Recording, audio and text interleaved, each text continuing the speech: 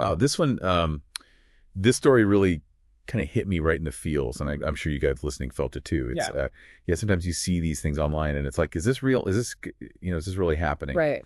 And this one was about a woman in Nigeria who is claiming to be the baby mama Yeah. of this very wealthy Nigerian businessman, Cubana Chief Priest. Yeah. And she's saying that they're homeless and they're hungry, Right. and he's basically denying it all. Yeah, and what really got me, I think, is just the difference, the contrast. You've got this woman who's clearly in a really desperate situation. She's saying that she and her son are, don't have a place to live, struggling to even eat. Right. And then you've got him, Cubana Chief Priest, who is, all over social media flaunting this extravagant lifestyle. I mean, we're talking about someone who owns over 30 hotels.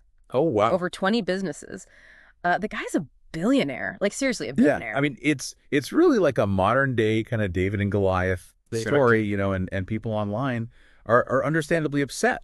They're outraged by this. Yeah, you see a lot of anger, you see a lot of judgment. Yeah, it's easy to get caught up in that, I think. For sure. But before we do that, let's just kind of take a step back and really dive into this a little deeper. Okay, sounds good. So first off, I think for those who might not be familiar with the term baby mama, what exactly does that mean in this context?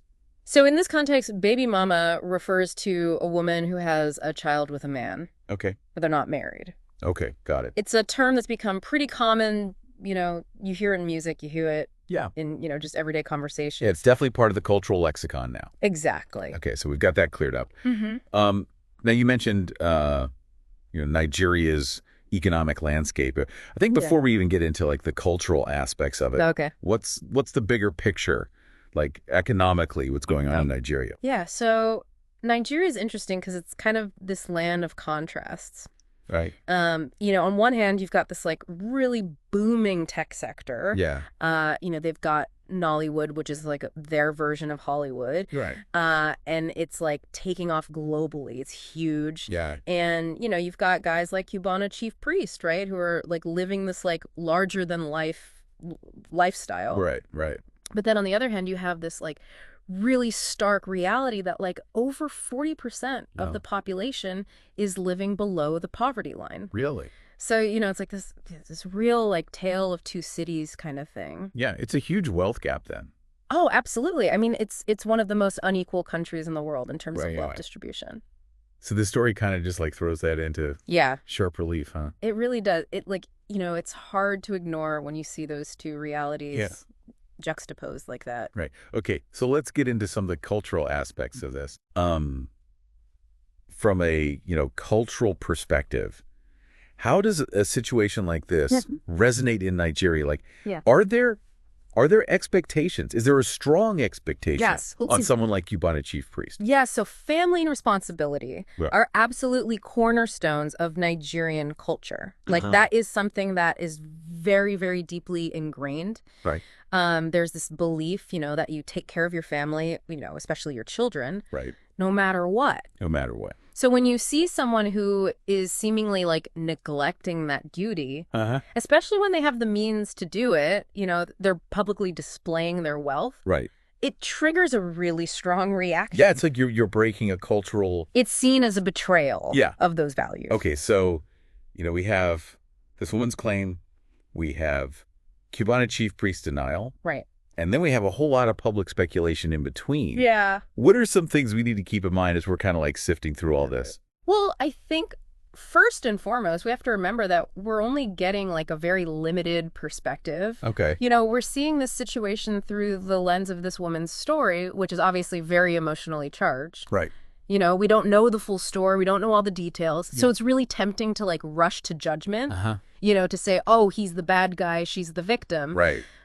But, we have to consider, what are her motivations? Yeah. Are there other things going on here? Exactly. Yeah. Is she truly just desperate? Right. Or is there something else? Is there more to this story? Is she trying to, I don't know, extort money from him? Or is there some other angle? Right. And then on the flip side, are there reasons for his denial that we're not aware of?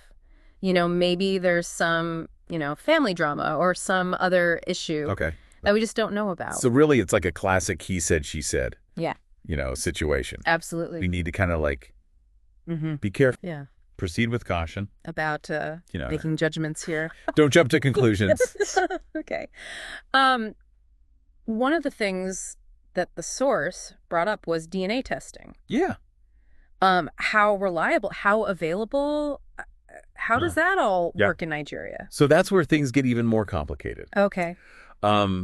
Because in Nigeria, access to reliable DNA testing is not universal.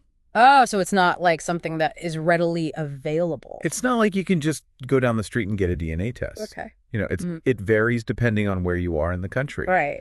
Some areas have it, some areas don't. And then even when it is available, there are issues of cost. Right. It can be very expensive. Especially for someone in this woman's situation, presumably. Exactly. If you're struggling to put food on the table, a DNA test is probably not your top priority.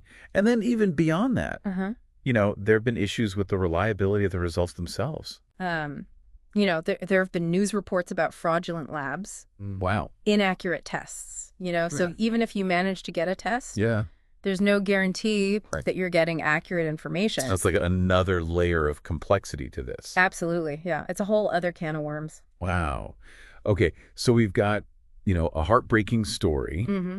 We've got this look into Nigeria's socioeconomic complexities. Yeah. And then we've got this cautionary tale about, jumping to conclusions. Right. What does this all mean for us, for how we engage with these kinds of stories online? I think it's a really important reminder that, especially in this age of social media, we have to be critical consumers of information. Yeah. It's so easy to get caught up in the emotional aspect of these stories and to just react immediately. Right. But we have to remember that there's always more to the story Right.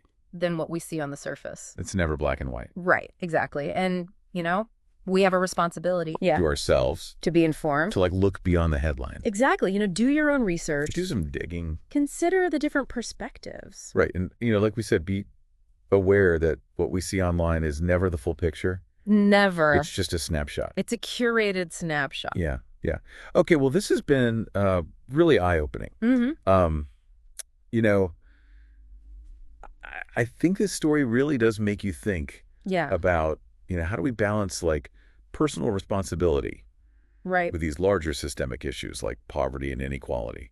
It's a tough question. It is a tough question. There's no easy answers. No easy answers. All right. Well, thanks for joining me on this deep dive. Thanks for having me. And for everyone listening, keep thinking about these things. Absolutely. Stay critical, stay informed. Stay engaged. And we'll see you next time. See ya.